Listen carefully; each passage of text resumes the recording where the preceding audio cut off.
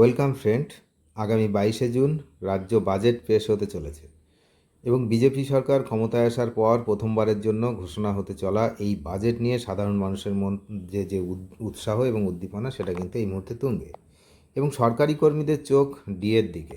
তার কারণ আপনারা জানেন যে দীর্ঘদিনের বঞ্চনা রয়েছে এই ডিএ নিয়ে।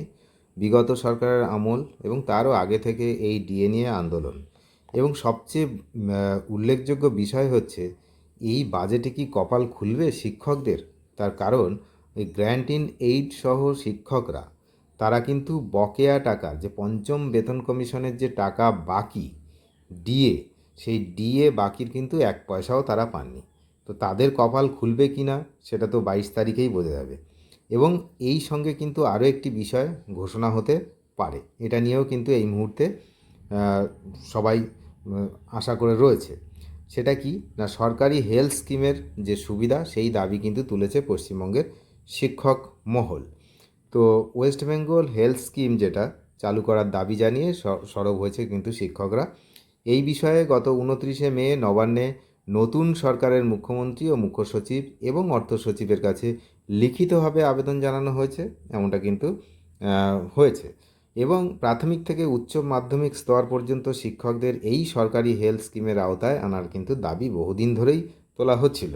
তো এবার বাজেটে কি এই বহুদিনের দাবি মেটানো হতে চলেছে সেদিকে কিন্তু তাকিয়ে রয়েছে শিক্ষক মহল। তো এই বিষয়ে কিন্তু সাধারণ সম্পাদক শিক্ষানুরাগী ঐক্যমঞ্চের কিঙ্করবাবু তিনি কিন্তু জানিয়েছেন বিগত রাজ্য সরকারের কাছে বারবার তারা দাবি জানিয়েছিল কিন্তু কোনো সুফল হয়নি। তাই বর্তমান রাজ্য সরকারের কাছে আগামী 22শে জুন বাজেটে বকেয়া মহার্ঘ ভাতা ও সপ্তম বেতন কমিশন, তার পাশাপাশি কর্মরত এবং অবসরপ্রাপ্ত সমস্ত শিক্ষক, শিক্ষাকর্মী, লাইব্রেরিয়ান তাদের জন্য দীর্ঘদিনের দাবি ওয়েস্ট বেঙ্গল হেলথ স্কিম চালু করারও আবেদন কিন্তু তারা জানাচ্ছে। তো তিনি আরও বলেছেন গত 29শে মে যে মুখ্য সচিব অর্থ সচিবের কাছে কিন্তু তারা লিখিত আবেদন তুলে ধরেছে। তো তারা চায় রাজ্য বাজেটে তার প্রতিফলন ঘটুক। 2008 সালে মূলত রাজ্য সরকারি কর্মচারীরা এবং তাদের পরিবারের চিকিৎসার খরচের দিকে স্বস্তি দিতে কিন্তু এই প্রকল্প চালু করা হয়েছিল। 2014 সালে রাজ্য সরকারের অবসরপ্রাপ্ত কর্মীদেরও এর আওতায় কিন্তু আনা হয়। ক্ষমতায় আসার আগেই সরকারি কর্মীদের একাধিক প্রতিশ্রুতি দিয়েছিল বিজেপি সরকার, এখন বর্তমানে যারা সরকারে রয়েছেন, কিন্তু তখন তারা সরকারে ছিলেন না। সেই মতো বিজেপি সরকারের এই প্রথম বাজেট ঘিরে কিন্তু অনেক প্রত্যাশা রয়েছে সরকারি কর্মীদের। পঞ্চম বেতন কমিশনের আওতায় প্রাপ্ত যে বকেয়া ডিএ, পে কমিশন, এগুলো নিয়ে কি কোনো বড় ঘোষণা হতে পারে বলেই কিন্তু আশাবাদী রাজ্য সরকারি কর্মচারীরা। তার কারণ ইতিমধ্যেই মুখ্যমন্ত্রী কিন্তু জানিয়েছে যে বাজেটে তাদের ডিএ নিয়ে সুখবর আসবে। মুখ্য সচিব জানিয়েছে যে আপনারা ধৈর্য ধরুন, 22 তারিখ ডিএ নিয়ে কথা হবে, 22 তারিখ পর্যন্ত ধৈর্য ধরুন, এমনটাও কিন্তু মুখ্য সচিব জানিয়েছেন।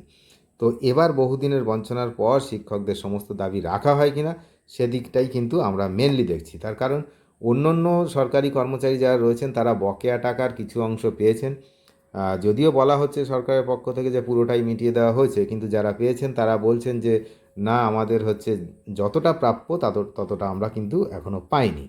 তো সে তা হলেও তারা কিছুটা হলেও টাকা কিন্তু পেয়েছেন। কিন্তু এদিকে যারা হচ্ছে সিনিয়র আমাদের যারা শিক্ষক রয়েছেন, যারা পেনশনার আর কি, তো তারা কিন্তু বকেয়ার 1 পয়সাও এখনও পর্যন্ত পাননি। এছাড়াও আপনারা জানেন মাত্র 18% ডিএ আমাদের রাজ্যে এই মুহূর্তে রয়েছে। পূর্ববর্তী সরকার 4% বৃদ্ধির কথা বললেও সেটা কিন্তু সেইভাবেই থেকে গেছে। তো সেই বিষয়েও কিছু হয় কিনা 22 তারিখে সেদিকেও তো আমরা খেয়াল রাখছি। কারণ 18% ডিএ এই মুহূর্তে সেটা খুবই কম। তো সেটা মিনিমাম 5 থেকে 10% কিন্তু বাড়ানো উচিত। যদিও মাঝখানে একটা ভুয়ো খবর বেরিয়েছিল যে 22% নাকি বাড়িয়ে দিয়েছে রাজ্য সরকার। তারপরে হচ্ছে মুখ্য সচিব আবার কিন্তু সেটা নিয়ে সতর্ক করেছেন যে না, এটা ভুয়ো খবর। কোনো খবর যদি আপনাদের জানতে হয় তাহলে কিন্তু ওই ফিনান্স ডিপার্টমেন্ট, আমাদের যেটা অর্থ দপ্তর রয়েছে, সেখান থেকেই এই সংক্রান্ত নোটিশগুলো বেরোয়। তো সেই দিকে নজর রাখলেই হয়। ওই যে ফেসবুকে বা হোয়াটসঅ্যাপের যে গ্রুপে যেগুলো চলছে সেগুলো নজর না রাখার জন্যই উনি বলেছেন। তো 22 তারিখ পর্যন্ত উনি অপেক্ষা করতেও বলেছেন। তো সেদিকে আমরা রয়েছি আর মাত্র 2-1 দিন। তো দেখা যাক কী হয়। অনেক ধন্যবাদ শেষ পর্যন্ত দেখার জন্য। চ্যানেলে যারা নতুন তারা নিয়মিত আপডেট পেতে অবশ্যই চ্যানেলটিকে সাবস্ক্রাইব করে সঙ্গে থাকবেন। Thank you.